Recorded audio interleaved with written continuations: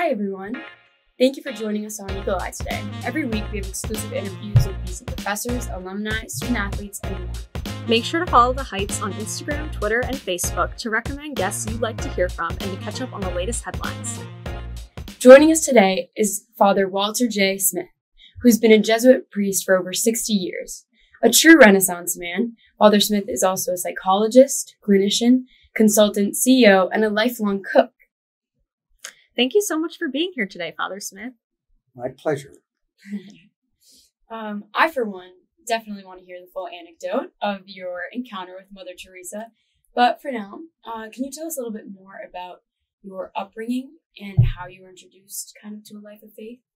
Yes. Well, of course, I was born in Boston and raised in a middle-class Irish community in South Boston, and went to Jesuit high school, and then came here as a student to Boston College. It was here during my years as an undergraduate that I discerned a vocation to the Jesuits and joined the Jesuits in 1962.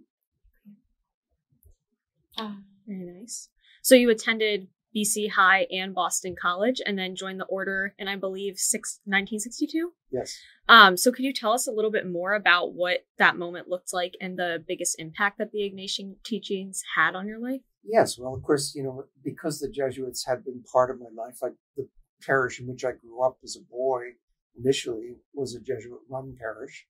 It was a parish originally established to support German immigrants to the United States. So I had Jesuits around me almost my entire life. In high school, almost all my teachers were Jesuits. And even in those days at Boston College, out of my freshman year, 5 courses, 3 of them were taught by Jesuits. So the Jesuit staffing at BC in the early 60s was quite different than it is today. And the campus is quite different. Of course, the buildings that we see on the center part of campus were there. Many of my classes were at Gasson Hall. So it's nostalgic coming back to the campus, almost like a full circle at this point in my life to teach. Earlier, I had been the dean of the School of Theology and Ministry when it was located in Cambridge. Nice. And now I'm back teaching on that faculty. So You're back. complete full circle. We're so Very happy to full have circle. And so, yes, the Jesuits have had a significant impact in my life. I say in the book, in my recollection, that as long as I can remember, Jesuits have been around me. And so, yes.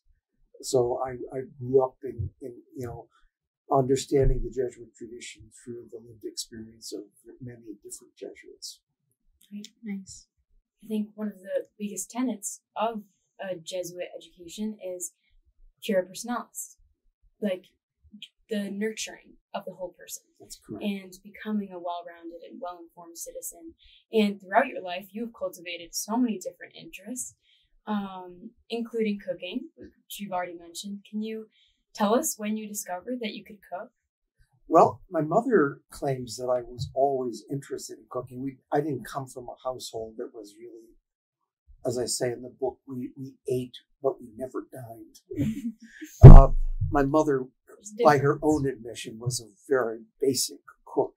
So it's surprising that I would develop any interest. The first time I actually tasted lobster was when a Jesuit took me out to dinner and invited me to taste a lobster. So I can blame the Jesuits for this. As an undergraduate, I was a major in classical languages and in modern languages, particularly French. And so Jesuits, as they progressed through the course of studies, spent a few years teaching high school. In those days, almost exclusively teaching high school. And so I was teaching French, and I got a master's degree in French language and literature, and part of that program was at the Sorbonne in Paris. And it was during those years that I walked in off the street to the Cordon Bleu. And, Wow. And, That's awesome. And through conversations there, enrolled in a year-long course in French cooking. The conditions were that I would not retard the class because I was not a professional chef. I was not somebody that was training to become chef de cuisine in some major restaurant or hotel. I was just a person that was interested. And in the Cordon Bleu in those years, there was nothing like continuing education or adult education.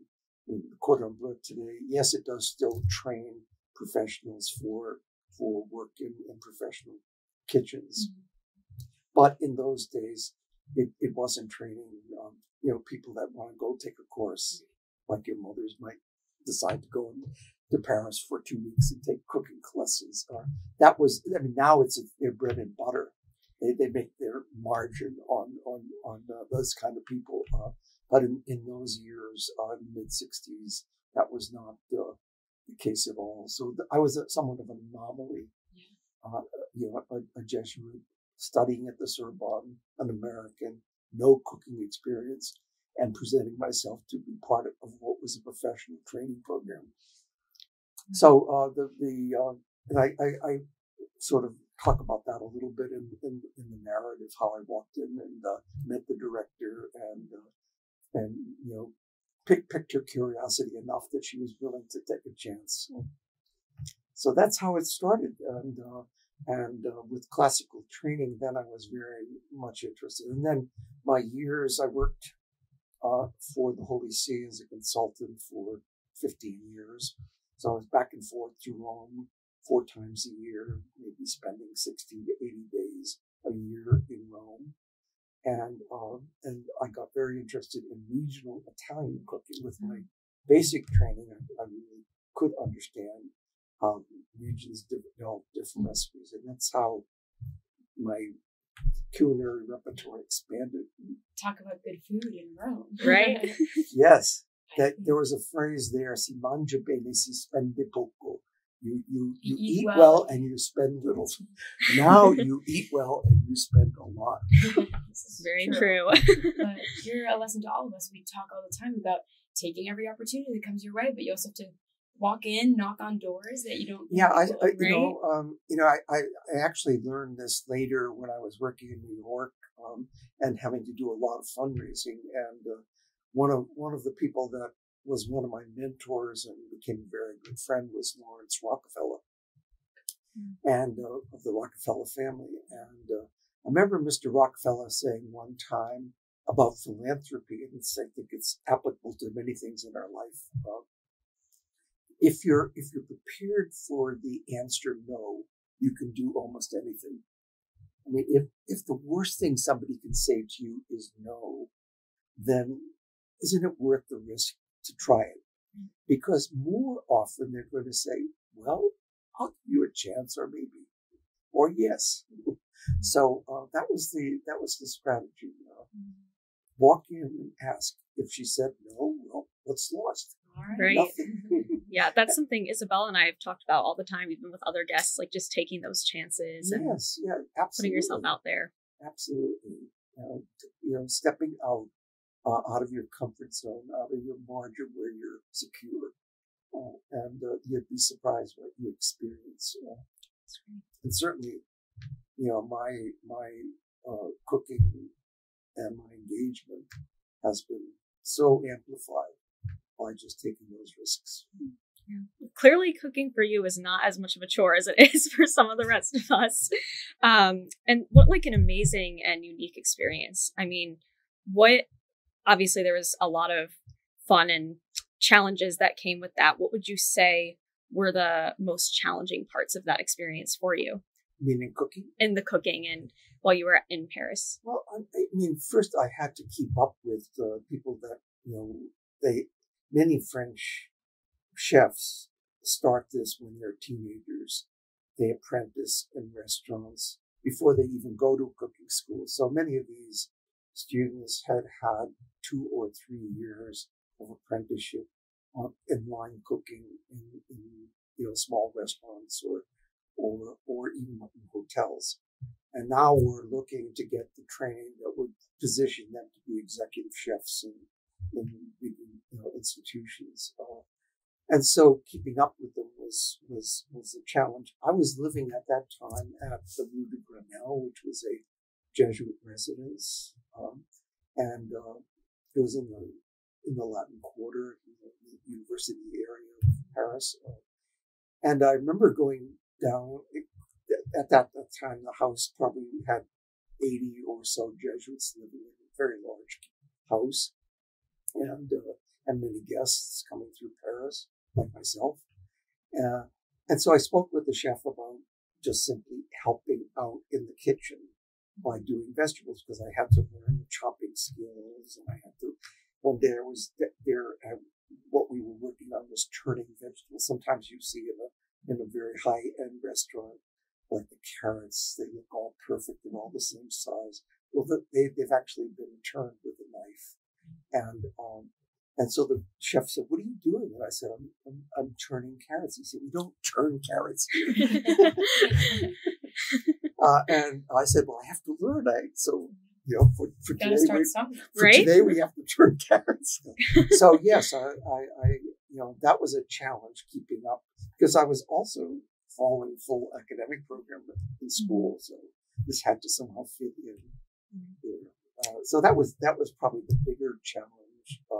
And then, of course, the language was another challenge. I've been reading 17th, 18th, 19th century French literature, and now I'm in the kitchen, and I don't have the whole vocabulary for the kitchen. Right. So learning that, and also, it was very good training, because I was in an intensive French-speaking milieu.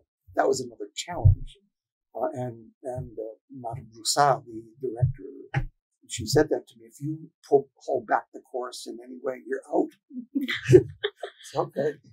You must be an expert in the French language for cooking that. Well, I know I can work my way through a menu. In fact, one of my nephews just last week was with his wife for Valentine's Day at a very exclusive Boston French restaurant, and he texted me a screenshot of the menu saying, "What is this?"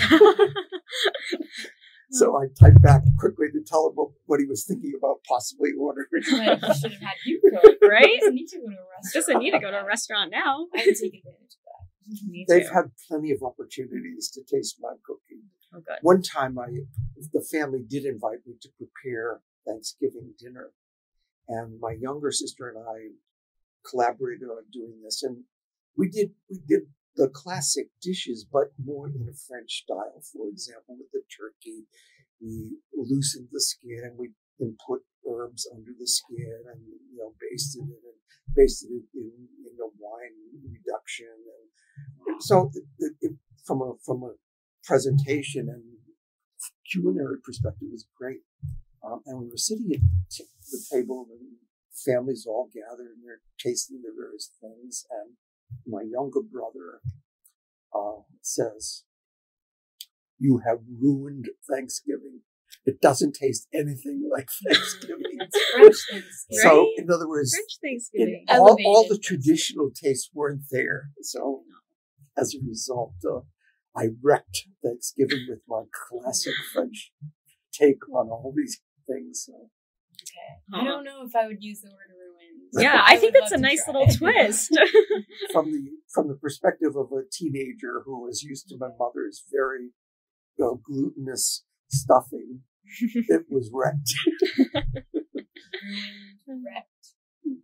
Not mom's. But the family has grown in its palate, and now does appreciate far more. You're expanding their yes, and I would say that among the next generation, my nephews and nieces, by and large, they're very good cooks, and they have an interest in cooking, and of course, they're very much interested in what I would contribute to their knowledge base as well.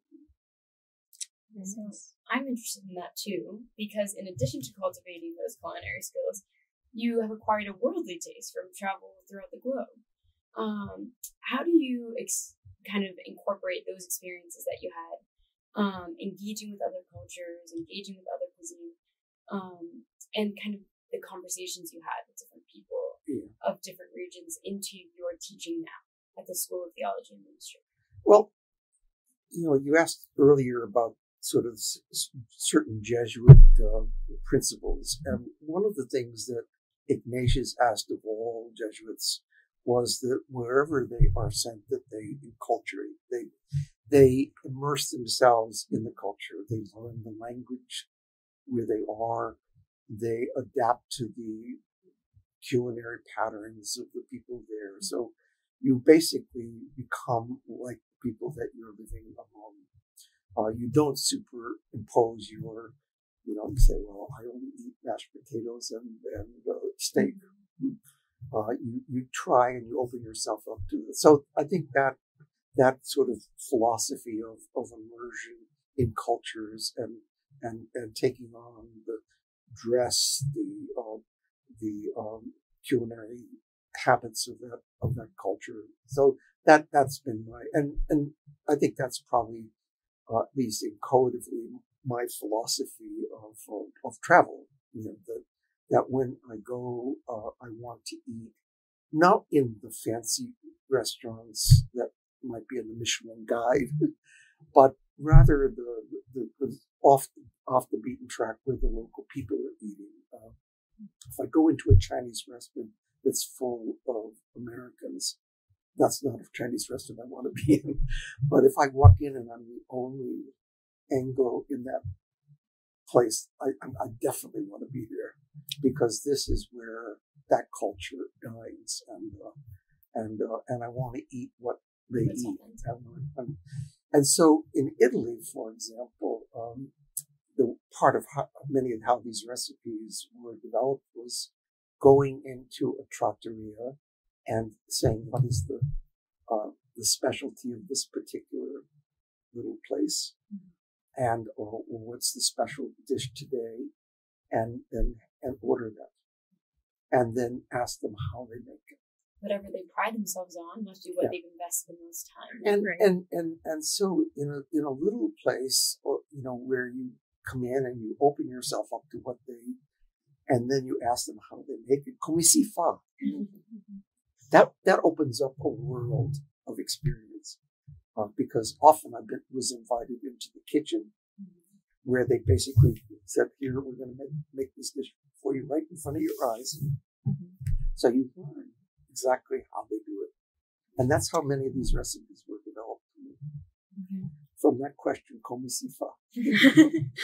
That's such a great experience. And I mean, I think that's something that anybody listening could take into their travel experience too. And just going to these places that are more local, but you also get to see kind of the beauty in these cultures and different parts of humanity that you wouldn't necessarily experience elsewhere.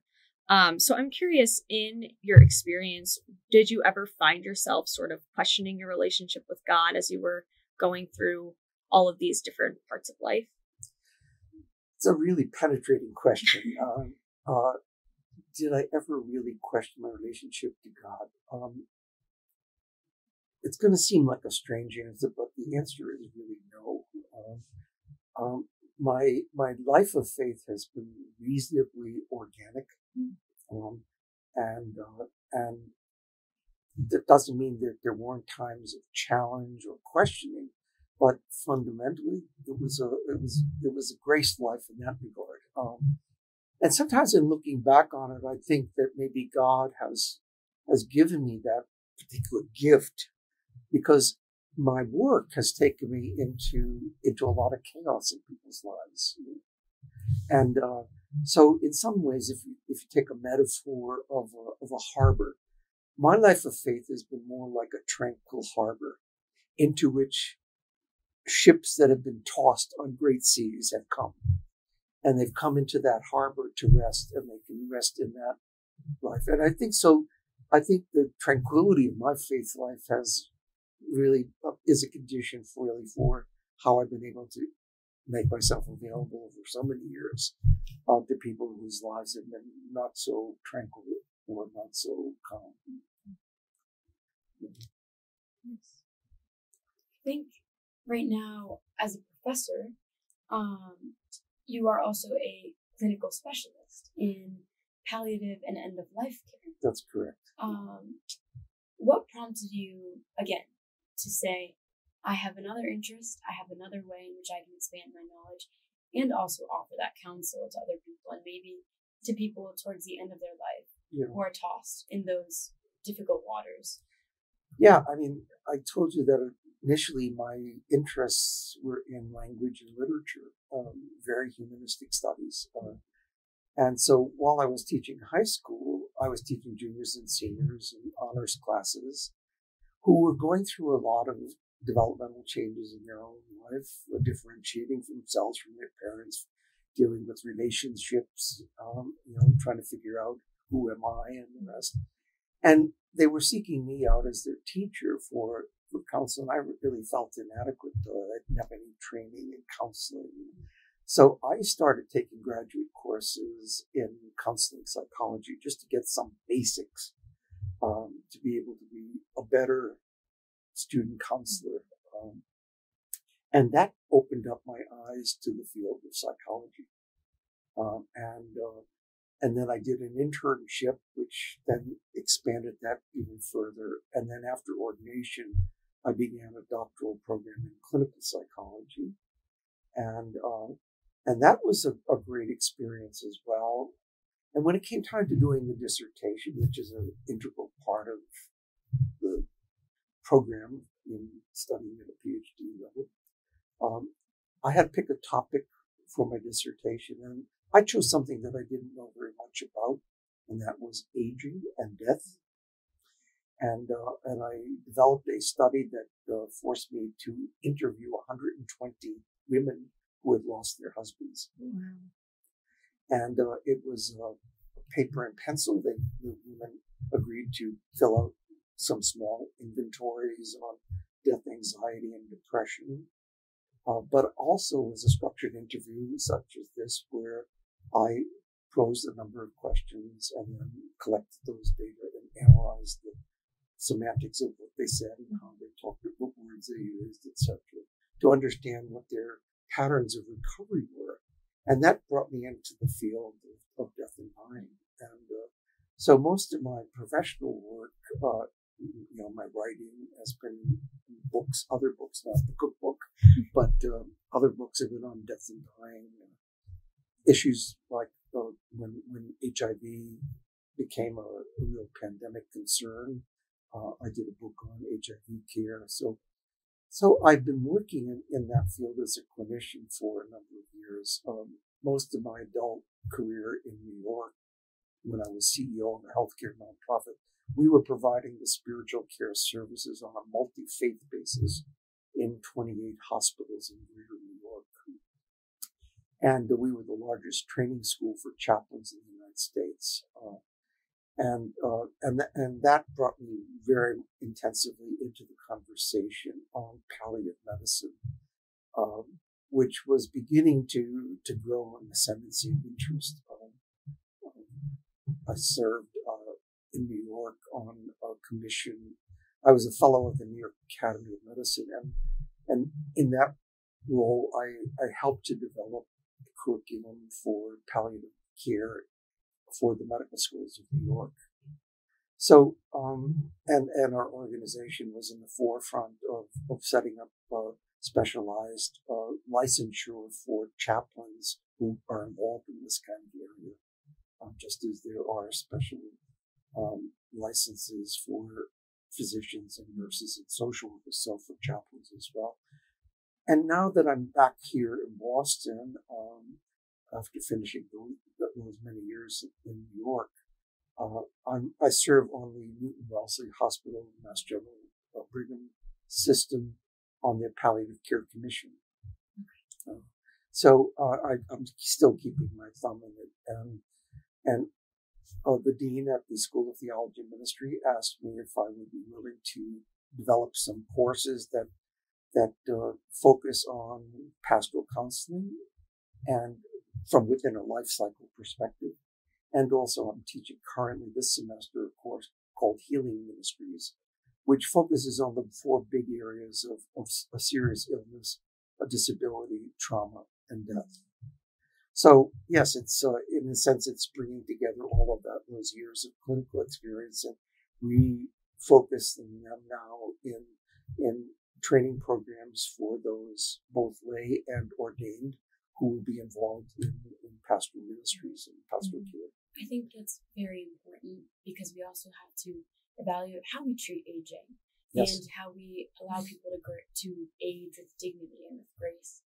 I actually had a conversation with a nurse who's in the graduate program here, and he was a theology major in undergrad, and he actually compared the body to his relationship with faith and with God. Yeah. And he said, both are a mystery. We'll never fully understand either one. Sleep. Sometimes you need rest. Sometimes you need silence to understand your relationship to God. And he went on and on in kind of combining those two passions of his. Yeah. So I think part of the discernment that we need to do right now is how we can get at the root of the issues and the things that matter to us and find That's how we absolutely can right. combine them. Right. Yeah. I mean, I think there are probably a lot of students here and just any other listeners who might be questioning, how to balance their faith with different interests. Like you talked about, you doing your internship and being in New York. There are a lot of students, I think, who are kind of experiencing a similar thing. How would you recommend they try to balance work and all their different interests while also keeping a strong faith regardless of their religion? Well, you'd like to think that faith is an integral variable, that it weaves. It's like a thread that has been woven into your life. If it's carefully woven in, yes, you can trace it, but it looks so organic to the whole of the tapestry or the fabric that it has become a part of all of the dimensions of your life. It's not as if it's somehow segregated outside of it. It is really integrated with your life, and that's what the Ignatian sense of discovering God in all of the experiences of one's life, not just when you go into a chapel. That's a special experience, perhaps, of relationship to the divine, and it's mediated through the architecture and through the visuals of the light penetrating through stained glass or whatever the experience may be, the mediating experience. That's one experience, but that's such a small portion of your lived experience of living. And the rest of your life, God is in that too. It helps put you in the right and God headspace. is there to be discovered, and relished and experienced in that intimacy. And that's what we're talking here about, trying not to further compartmentalize our lives, but to bring all of the elements of our life together. You talk about core personalis. The whole goal of core personalis is bringing together the mind, the body, and the spirit, whether it's in the study of language and literature or science and mathematics or engineering or whatever the field might be, business or business ethics. And, it's trying to find the integrators in the mind, body, spirit, so that we're not just simply compartments, but that we're a whole. And to support that whole, that's the goal of Jesuit education, is to support the whole.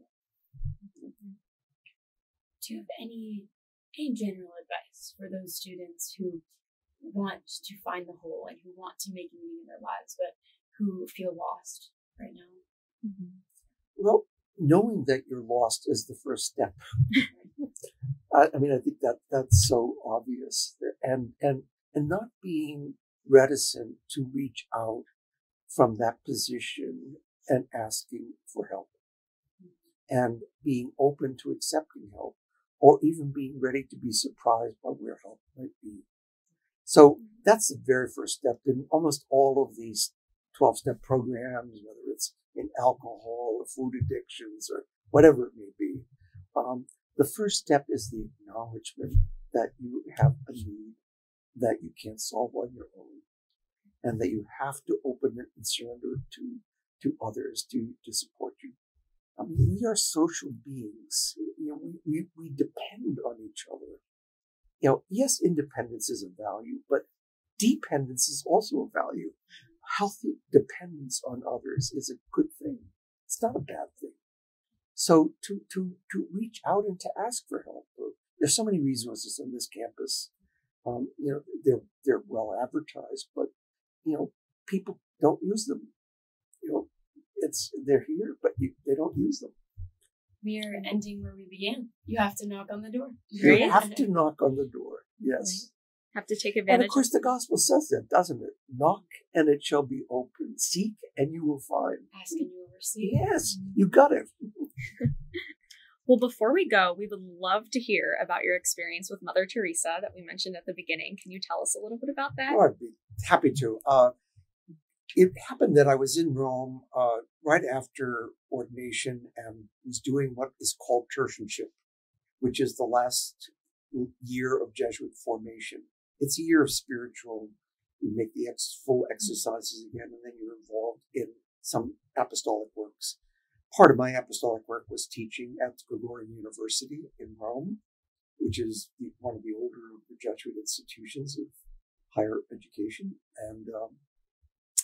And the tertian instructor, the man that was supervising my year of formation, had agreed to do a triduum 3 nights with Mother Teresa's novices in Rome. And then when he looked at his calendar, he realized that he was also scheduled to give a major address at a theological meeting in Milano. So he asked me if I would substitute for him for this 3-night triduum with Mother Teresa's novices. I said I'd be glad to. He said it was very easy.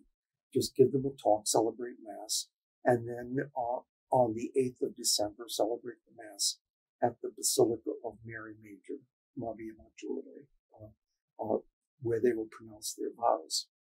I said, that's a very easy assignment. So I went over, and when I knocked on the door, the superior greeted me, and she said, Father, there's only one thing that I need to tell you, and that is that Mother Teresa has arrived here today, and she desires to make this triduum with the novices. Wow. So I said, of course, well, maybe Mother Teresa would like to give the triduum. And they said, oh, no, Mother wants to just, no changes, just, and so I was seated with Mother Teresa for supper for the next 3 nights. Imagine, not your average substitute teaching. Right? And, of course, Mother Teresa is not a foodie. So, we talked about many, many different things, but in the course of the conversation, I asked her, is there any particular food that you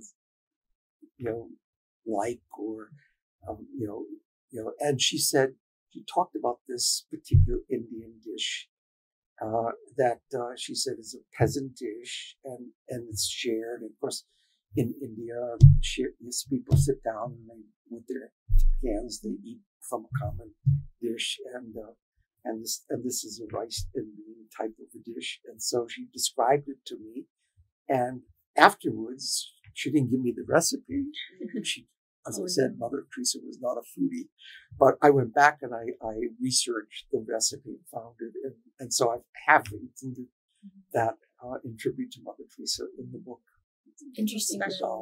Even her favorite food was kind of a spiritual experience where you're she talked about her in her family, that her mother said that we have an obligation to share food with each other. It's an experience, a very human experience, and she talked about that, particularly with the poor, to share from a common dish, how important that was. And so those are the things she talked about, and that's how Mother Teresa got into my book. Oh, and Mother Teresa has the attribution of this recipe. Thank you for tuning in and listening to this episode of The Live. Make sure you follow The Heights on Instagram and Facebook to recommend guests, and check out The Heights Facebook and Twitter pages every Monday for the latest headlines. See you next time. Bye.